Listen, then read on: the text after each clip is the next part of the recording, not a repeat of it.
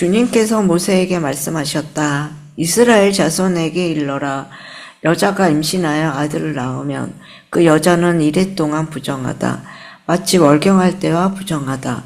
8일째 되는 날에는 아이의 표피를 잘라 할례를 베풀어야 한다.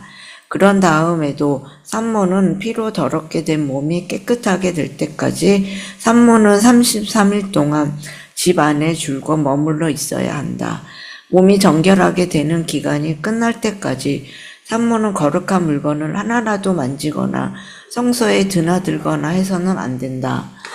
딸을 낳으면 그 여자는 2주일 동안 월경할 때와 같이 부정하다. 피로 더럽게 된 몸이 깨끗하게 될 때까지 산모는 60일 동안 집 안에 줄곧 머물러 있어야 한다. 아들을 낳았는지 딸을 낳았든지 몸이 정결하여지는 기간이 끝나면 산모는 번제로 바칠 1년 된 어린 양 1마리와 속죄제로 바칠 집 비둘기 새기 1마리나 산 비둘기 1마리를 회막 어기로 가져가서 제사장에게 바쳐야 한다. 제사장은 그것을 받아 주 앞에 바쳐 그 여자를 속죄하여 주어서 깨끗하게 하여야 한다. 그러면 그 여자는 피로 더럽게 된 몸이 깨끗하게 될 것이다. 이것이 바로 아들을 낳았든지 딸을 낳았든지 산모가 아이를 낳은 다음에 지켜야 할 규례이다. 그 여자가 양 1마리를 바칠 형편이 못되면 산 비둘기 2마리나 집 비둘기 새끼 2마리를 가져다가 1마리는 번제물로 1마리는 속죄제물로 바쳐도 된다. 그리하여 제사장이 그 산모의 죄를 속하여 주면 그 여자는 정결하게 될 것이다. 오늘 우리가 함께 나눌 말씀은 지난번 성경 공부 때 함께 저희가 묵상했던 본문이기도 합니다. 오늘 12장에는 많은 내용들이 담겨져 있어서 다 다룰 수는 없고요. 그 중에서 중요하다고 생각되는 말씀을 함께 나누려고 합니다. 오늘은 대강절 첫 번째 주일입니다. 대강절은 예수 그리스도의 강림을 기다리는 4주간의 그런 절기입니다. 이 기간 동안 그리스도인들은 먼저 2000년 전에 아기의 모습으로 오신 예수님의 첫 번째 강림을 감사로 기다리며 또한 마지막 날에 심판의 주로 오실 두 번째 강림을 소망하며 기다립니다.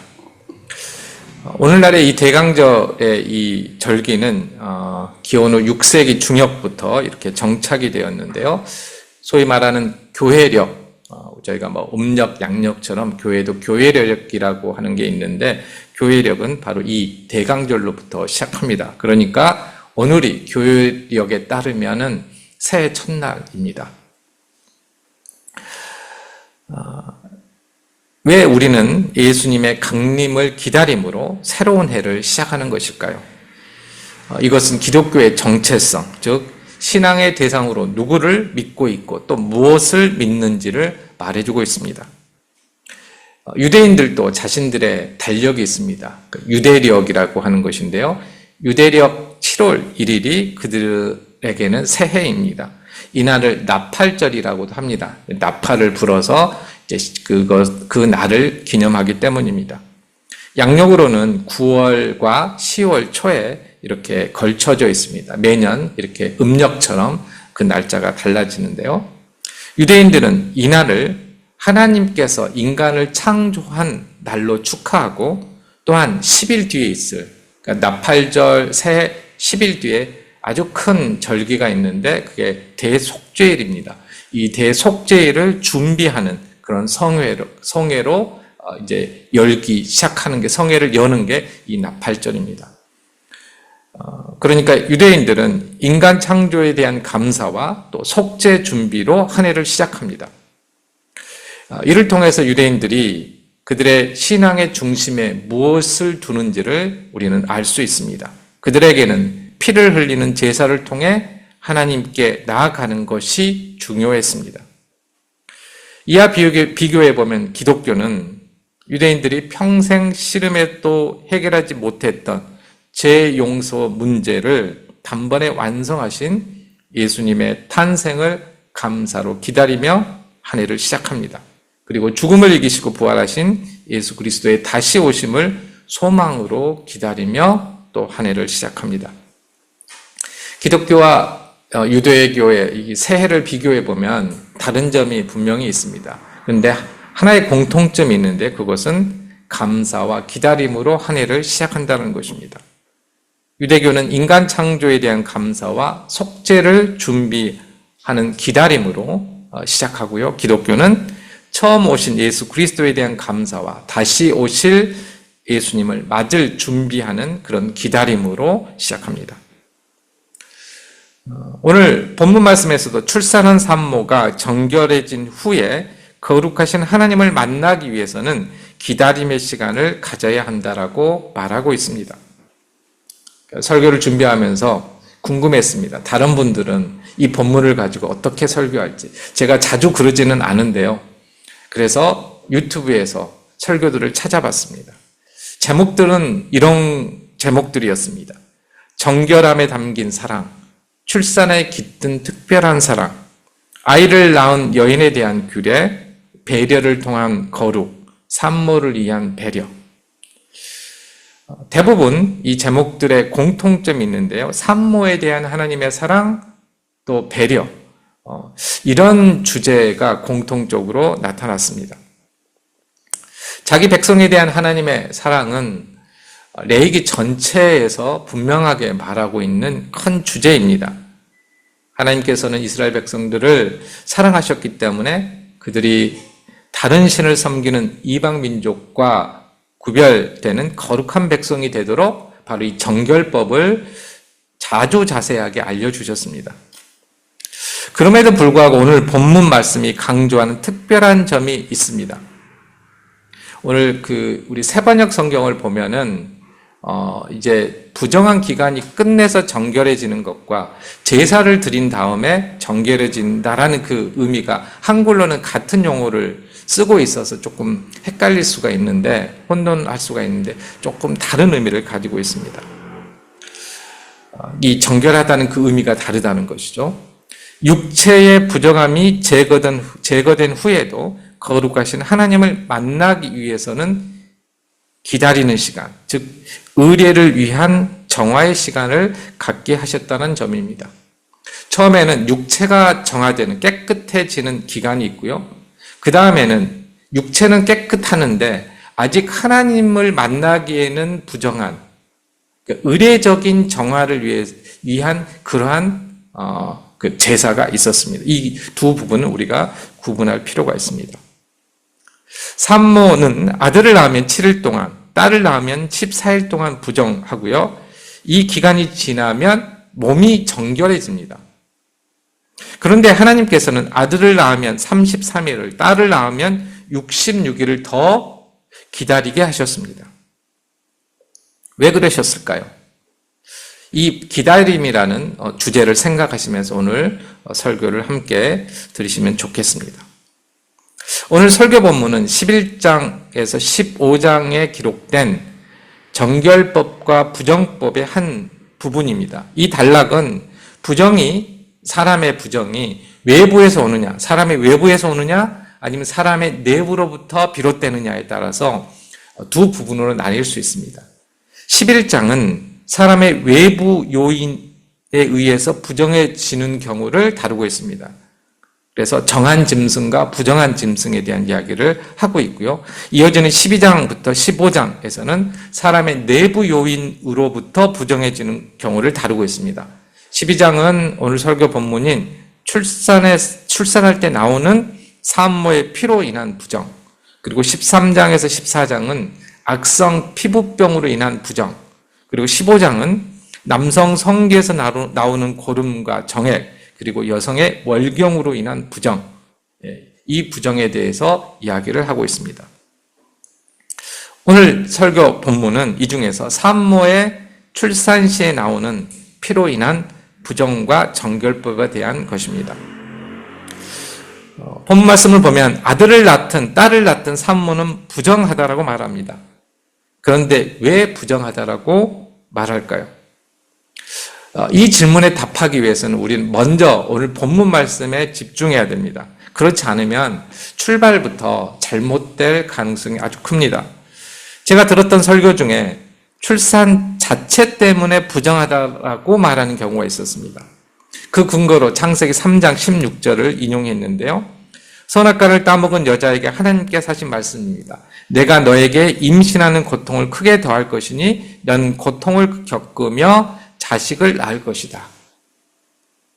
이 말씀을 인용해서 출산 자체가 부정하다라고 이야기를 하더라고요. 그러나 이 말씀은 출산의 고통에 대한 말씀이지 출산 자체가 버리다라는 그리고 출산 자체가 부정하다라는 그런 말씀이 아닙니다.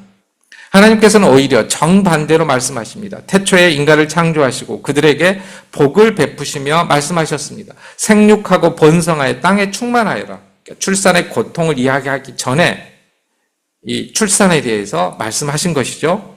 그리고 시편 기자는 자식은 주님께서 주신 선물이요 태 안에 들어있는 열매는 주님이 주신 상급이다라고 이야기를 하고 있습니다. 출산은 하나님의 창조 능력에 참여하는 것입니다. 그리고 만약 출산 자체가 부정하다면 태어난 아들과 딸도 부정할 것입니다. 그러나 본문을 보면요, 산모만 부정하다라고 이야기합니다. 심지어 이 아이들은 산모가 부정한 기간 동안 만져도 부정해지지 않습니다. 그러니까 남편 같은 경우에는 부정해지는데 자녀는 부정해지지가 않습니다. 어떻게 보면 이게 생명의 힘이라고 말할 수 있죠. 이게 완전히 드러나게 된 것이 이제 예수님께서 부정한 것을 만지셨을 때 정해지는 그러한 모습으로 나중에 완성되었다고 볼 수 있습니다. 다음으로 피에 생명이 있기 때문에 피 흘리는 것 자체가 부정하다라고 말하는 설교자도 있었습니다. 그러나 성경은 피 자체가 부정하면 상처나 부상으로 인한 피를 만져도 부정하다라고 말할 수 있는데 그렇지 않습니다. 성경은 상처나 부상으로 인한 피가 나는 사람이나 아니면 그 피를 만지는 사람을 부정하다라고 말하지 않습니다. 즉 그러니까 산모를 부정하게 만드는 것은 피 흘림 그 자체가 아니라는 것이죠. 2절과 5절 말씀을 보면 여자가 임신하여 아들을 낳으면 7일, 딸을 낳으면 14일 부정한데 마치 월경할 때와 같이 부정하다라고 말하고 있습니다. 그러니까 산모를 부정하게 만드는 것은 아이를 낳을 때 나오는 그런 혈액 분비물입니다. 한자로는 이걸 오로라고 이야기를 하는데요.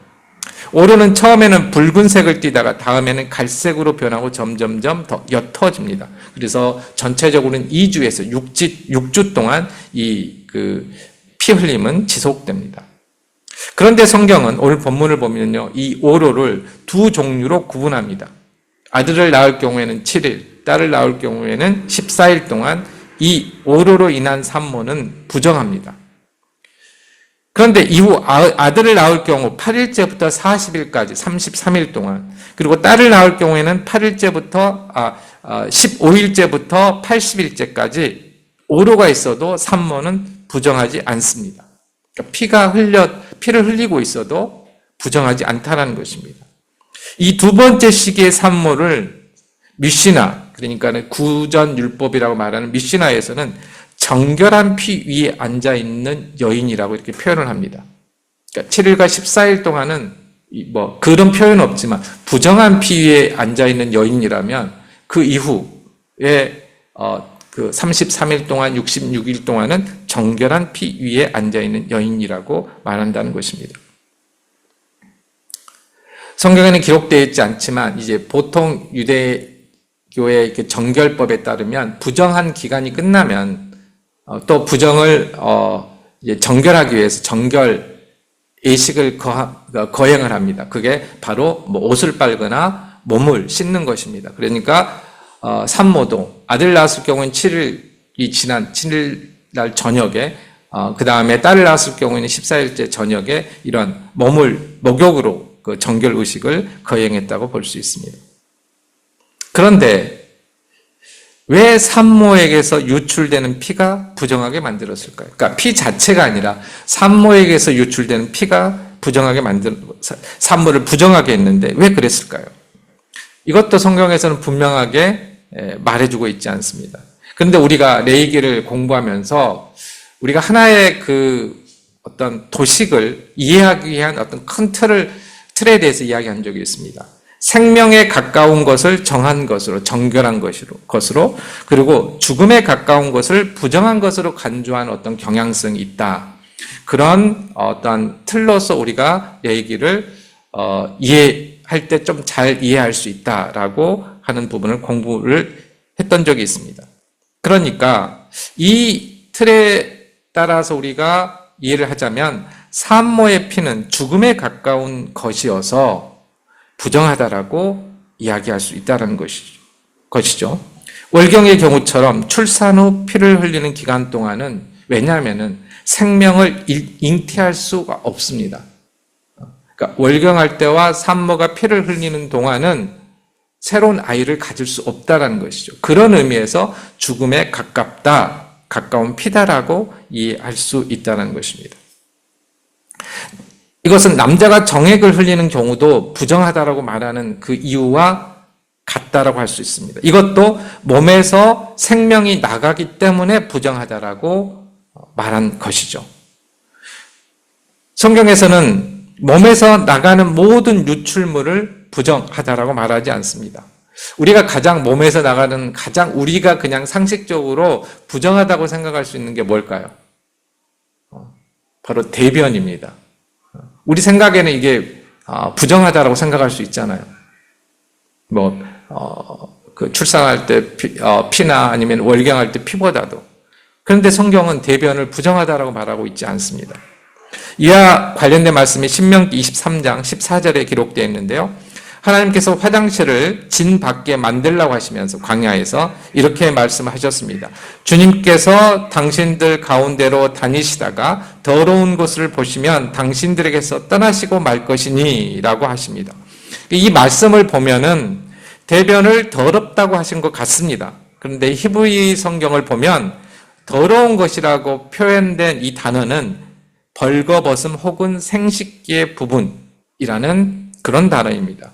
그러니까 대변이 더러워서 떠나시는 것이 아니라 대변을 보기 위해서 벌거벗음을 하나님께 보일 때 이 모습을 보시고 부정하다고 생각하시고 떠나신다는 그런 의미입니다. 그러니까 생명과 죽음의 이 틀에 따라서 우리가 이해하면 대변은 오히려 죽음이 아니라 생명에 더 가깝다라고 볼 수 있어요. 왜냐하면 살기 위해서 필수적인 것이기 때문입니다. 그래서 대변을 부정하다고 말씀하시지 않았나 이렇게 생각할 수 있습니다. 부정과 정결에 관련된 규정과 관련해서 출산의 경우에만 해당되는 특별한 조건이 하나 있습니다.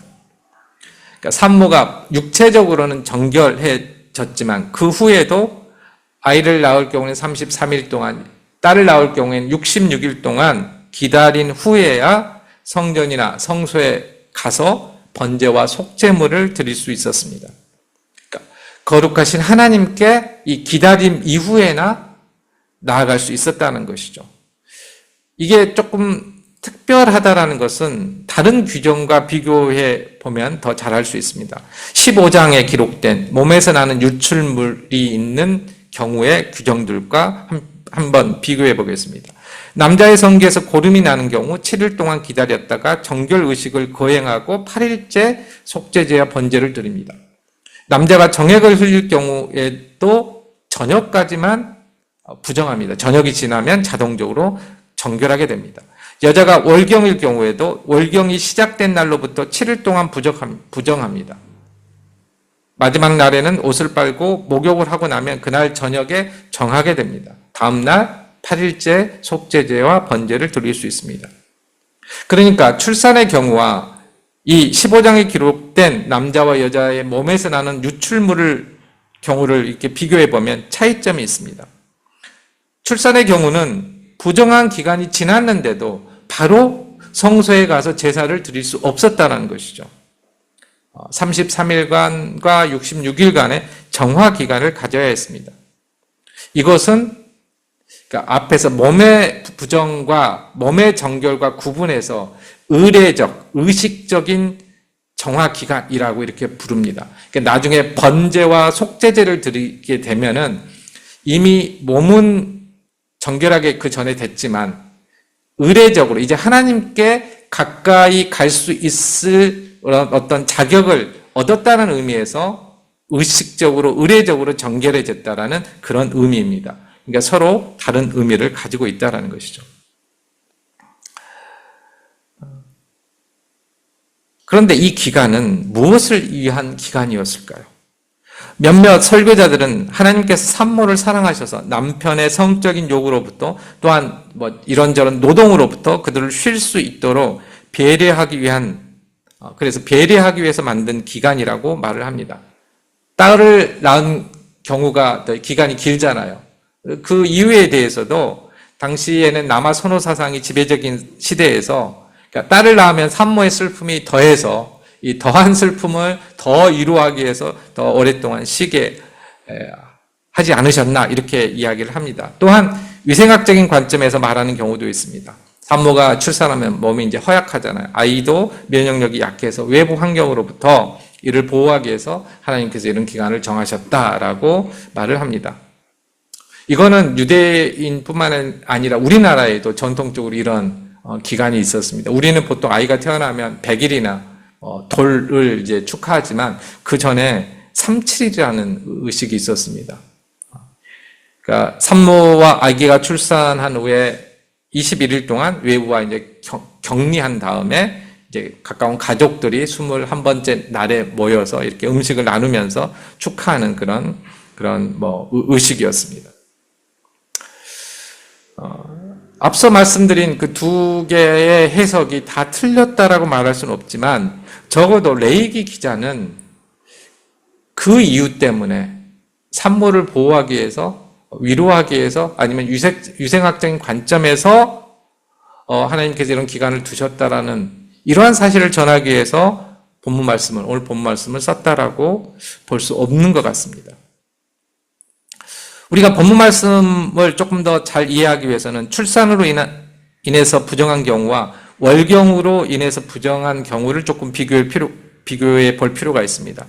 2절과 5절에서 산모가 부정한 기간은 월경할 때와 같이 부정하다라고 말을 합니다. 그리고 월경에 대한 규정은 15장 19절 이하의 말씀이 기록되어 있는데요. 이에 따르면 월경 기간 동안 여자를 닿는 남자는 저녁까지 부정합니다. 그리고 여자의 잠자리 앉았던 자리를 닿는 남자도 저녁까지 부정합니다. 그 사람은 옷을 빨아야 되고 목욕을 해야 합니다. 그러나 산모가 부정한 기간의 규정이 월경 때와 다른 점이 있습니다. 앞서 말씀드린 것처럼 아이가 부정하지 않는다는 것이죠. 아이가 부정했다면 남자의 경우에는 이제 산모가 부정한 기간이 끝나는 8일째 할례를 해야 되는데 부정한 상태에서 할례를 아이는 해야 됐다라는 것이죠. 그렇기 때문에 아이가 부정했다라고 볼 수 없다라는 것입니다.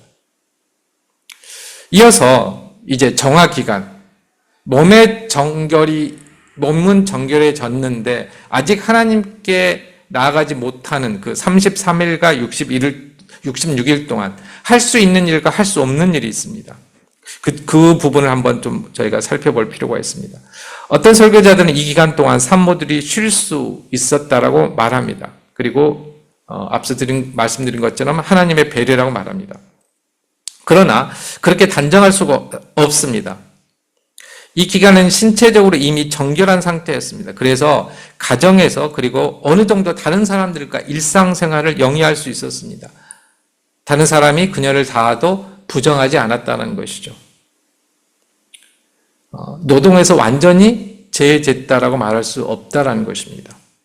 특히 좀 경제적으로 어려웠던 집안의 어머니들은, 산모들은 바로 이 기간에도 일을 했을 것입니다. 그리고 남편과 이 기간에는 성관계도 가질 수 있었습니다. 그러니까 남편으로부터 자유로웠던 것도 아닙니다.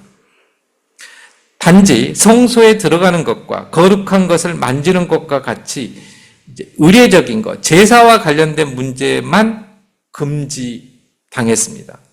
금지되었습니다. 하나님께서 보시기에 몸은 깨끗해졌지만 거룩하신 하나님을 만나기에는 아직 충분하지 않았기 때문입니다. 이 기간, 몸은 정결해졌지만 아직까지 하나님께 나아가기에는 부족한 이 기다림의 기간은 왜 주어진 것일까요? 이 또한 성경은 직접적으로 말하고 있지 않지만 제가 생각하기에 바로 이 부분이 오늘 본문 말씀의 핵심이라고 생각합니다. 모든 창조는 하나님만이 하실 수 있습니다. 천지창조 이야기에서 우리가 알 수 있듯이 하나님의 창조는 언제나 완벽하고 보기 좋았습니다. 그리고 이 창조의 정점은 인간의 창조였습니다. 출산은 이 하나님의 창조 사역에 하나님만이 하실 수 있는 창조 사역에 인간이 참여한 사건입니다. 물론 남자도 참여했지만 여자가 아주 큰 역할을 여기에서 했다는 것이죠. 이 일은 큰 복입니다. 하지만 인간의 생명 창조는 하나님처럼 완벽하지 못했습니다. 그것이 아이의 출산으로 확인이 됩니다. 생명과 관련된 인간의 연약함 때문에 한편으로는 생명 창조라는 놀라운 신비에 참여하면서도 다른 한편으로는 죽음에서 완전히 벗어나지 못했다는 것입니다. 출산 때 흘리는 피는 인간의 생명이 죽음과 가까이 있다, 죽음에서 벗어나지 못했다, 어떻게 보면 죽음을 만들어낸다라는 것을 상징합니다. 출산 후 33일과 66일 동안의 의례적인 정화기간은 생명 창조 사역을 완벽하게 행하시는 하나님과 생명 창조 사역에는 참여했지만 죽음에서 완전히 자유로워지지 못한 불완전한 인간을 구분하고 있습니다. 이렇게 구분함으로써 하나님의 거룩하심에 대한 존중을 상징적으로 표현하고 있다라고 말할 수 있습니다. 인간이 생명 창조에 참여하게 된 것은 전적으로 하나님의 은혜입니다. 어떤 자격이 있어서 참여하게 한 것이 아니라 참여하게 해 주셨습니다. 그런데 이런 은혜를 베푸신 이유가 무엇일까요? 우리 인간들도 하나님처럼 온전한 생명 창조 사역에 참여하시기를 바라셨기 때문이라고 생각할 수 있습니다. 하나님께서는 우리가 하나님처럼 되기를 원하셨습니다. 그게 하나님과 같은 신적인 존재가 되라는 그런 의미가 아니라 하나님처럼 생각하고 하나님과 같은 기준으로 사람을 대하고 세상을 이 창조물들을 발전시키고 그러기를 원하셨습니다. 인간은 생명을 창조하는 순간에도 죽음에 가까이 있습니다. 타인의 생명을 살리는 일을 하고 있으면서도 다른 한편으로는 다른 사람의 생명을 빼앗고 있습니다. 러시아인들을 살리기 위해서 우크라이나인들을 죽이고 있고 우크라이나인들을 살리기 위해서 러시아인들을 죽이고 있습니다. 이스라엘과 레바논과 시리아에서도 이 일이 일어나고 있습니다. 총칼을 든 전쟁이 아니더라도 강대국들은 언제든지 자기 나라 국민들을 살리기 위해서 다른 나라 사람의 생명을 빼앗으려고 합니다. 인간의 생명 살리기에는 늘 죽음의 흔적들이 있습니다. 온전하지 못합니다. 그러기에 육체적인 부정에서 벗어났다고 해도 바로 거룩하신 하나님을 만나기에는 부족하다라고 할 수 있는 것입니다. 하나님께서는 그의 백성들이 자신처럼 온전히 생명을 창조하는 일에 참여하기를 원하십니다. 생명 사역에서 죽음의 흔적을 완전히 몰아내시기를 원하십니다. 그러기 위해서는 하나님처럼 거룩해지는 방법밖에 없습니다. 이 정화기간은 하나님의 창조 사역의 온전한 의미를 깨닫고 묵상하며 시간을 갖고 묵상하며 하나님처럼 거룩해지기 위해 준비하는 기다리는 기간입니다. 정결해지는 것으로 몸이 정결해지는 것으로는 부족합니다. 거룩해져야지. 거룩하다는 것은 하나님께서 말씀하신 그 뜻에 순종하고 그 뜻대로 살려고 내가 준비하는 것입니다. 거룩해져야지 거룩하신 하나님을 대면할 수 있는 것입니다. 대면할 수 있는 것입니다. 산모가 신체적 회복과 더불어서 하나님의 임재 앞에서 자신의 거룩함을 회복하기 위한 준비 기간을 가져야 한다는 의미는 바로 죽음과 가까운 파괴적인 생명 사역에서 죽음의 힘이 사라진 완전한 생명 사역으로 나아가야 한다는 그런 의미를 담고 있습니다. 정화기간에 정화기간이 이제 지나면 산모는 속죄제와 번제를 드릴 수 있습니다. 출산이 죄가 아니라고 말씀을 드렸는데요. 그러기에 이때 드리는 속죄제는 죄를 속하는 제사가 아니라 정결을 위한 제사입니다. 용어가 우리를 조금 혼돈스럽게 하는데요. 속죄제를 드릴 때 목적이 나도 모르게 지은 죄를 용서받기 위한 것과 정결해지기 위해서 드리는 두 가지 목적이 있습니다. 이 두 가지를 다 우리는 기억해야 되는데 모든 게 다 죄 용서를 위해서 드리는 제사가 아닙니다. 그래서 이 속죄제는 이 경우에는 정결제라고 부르는 것이 더 좋을 것 같습니다. 특별히 제사를 드리는 순서가 이 산모가 드리는 이 속죄제일 경우에 순서가 바뀝니다. 죄를 지었을 경우하고 죄를 지었을 경우에는 속죄제를 먼저 드리고 그 다음에 번제를 드립니다. 근데 산모의 경우는 번제를 먼저 드리고 속죄제를 드립니다. 정결제를 드립니다. 번제는 무슨 의미가 있습니까? 번제는 전적인 헌신과 경배를 의미합니다. 전적인 헌신과 경배가 먼저라는 것입니다. 즉 하나님의 온전한 창조 사역에 참여할 수 있는 길은 하나님에 대한 온전한 헌신밖에 없다라고 말할 수 있습니다. 사랑하는 성도 여러분, 우리가 하나님처럼 거룩해지지 않으면 우리는 하나님의 생명 창조 사역에 온전히 참여할 수 없습니다.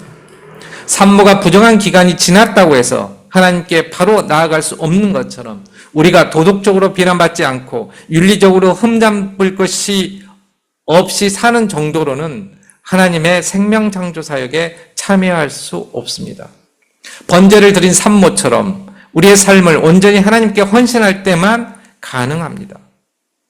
우리는 생명을 창조하면서도 늘 죽음을 도모하기 때문입니다. 늘 누군가를 살리기 위해서 다른 사람을 죽이는 방법을 생각하기 때문입니다.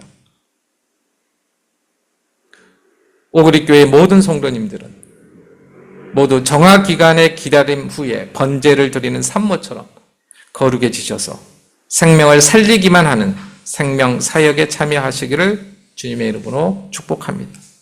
또한 오늘 시작되는 4주간의 대강절 기간을 거룩을 준비하는 기간으로 삼아서 성탄절이 우리 모두에게 번제를 드리는 그러한 시간이 될 수 있기를 축복합니다.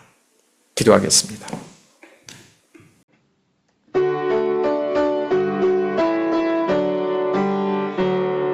주여 우리 축복하소서